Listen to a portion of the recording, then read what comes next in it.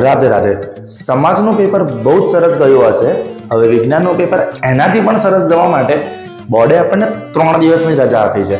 હવે 3 દિવસ આળસ નથી કરવાની કે થાક નથી ઉતારવાનો, વિજ્ઞાનની તૈયારી કરવાની છે. તો આ વિજ્ઞાનની તૈયારી કેવી રીતે કરવાની છે એનો આખો એક ચાર્ટ મેં તમને બનાવી આપ્યો છે. એ પ્રમાણે કામ સરસ કરી નાખો, રિઝલ્ટ ટોપ લઈ આવો.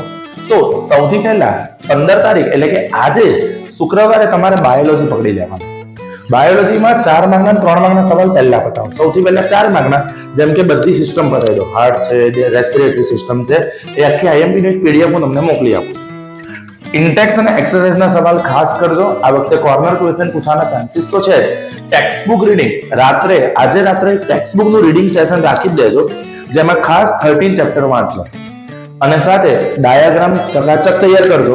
જે સવાલમાં ડાયાગ્રામ માંગ્યો છે, નથી માંગ્યો, પણ ડાયાગ્રામ દોરવાનો, ચોખ્ખો વ્યવસ્થિત મોટો ડાયાગ્રામ દોરવાનો છે. ડાયાગ્રામના માર્ક તમને મળી જશે. અને બાયોલોજીમાં લખાય એટલું લખવાનું જ છે.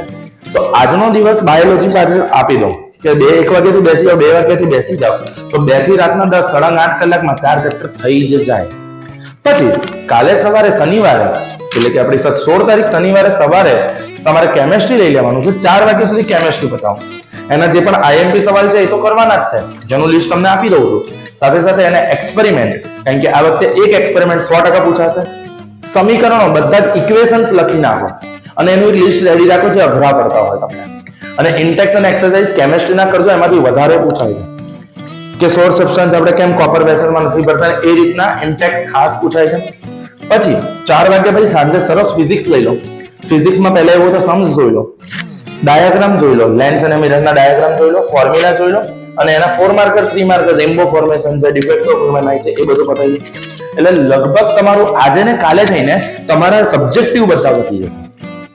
ઓબ્જેક્ટિવ માટે રવિવારે સવારે ઉઠી સરસ નહીં ધોઈ પૂજા કરી બેસી જાવ અને ગાઈડની પાછળ, ડાયજેસ્ટની પાછળના બધા ઓબ્જેક્ટિવ, એક્સરસાઇઝના ઓબ્જેક્ટિવ ખાસ કરજો. સાથે ઇન્ટેક્સ, ટેક્સ્ટબુક અને ક્વેશ્ચન બેંકના ઓબ્જેક્ટિવ જોઈ લેવાના. ગાલા પેપર સેટ જોઈ લો, પ્રીવિયસ યર બોર્ડ પેપર જોઈ લો. આ બધું થઈને તમારો ઓબ્જેક્ટિવના સેશન પત્તા લગભગ 2 કે 3 વાગી જાય છે. અને 2 કે 3 વાગ્યા પછી શાંતિથી રિવિઝન સ્ટાર્ટ કરો. સૌથી પહેલા ફિઝિક્સનું રિવિઝન લેજો. ફિઝિક્સનું રિવિઝન કરતા લગભગ 2-3 કલાક થશે. પછી કેમેસ્ટ્રી અને છેલ્લે બાયોલોજી લેજો, જેથી બાયોલોજી છેલ્લે મગજમાં યાદ રહે. અને પછી સોમવારે સવારે સરસ મજાનું જે રિવિઝન કર્યું છે એમાંથી જે ટોપિક અઘરા લાગે છે એ જોઈ લો અને ડાયાગ્રામ સરસ દોરવાના છે. તો આટલું ફોલો કરશો તો વાંધો ના આવે. 3 દિવસ આળસ ના કરતા, પછી આરામ જ છે. Thank you. Best of luck.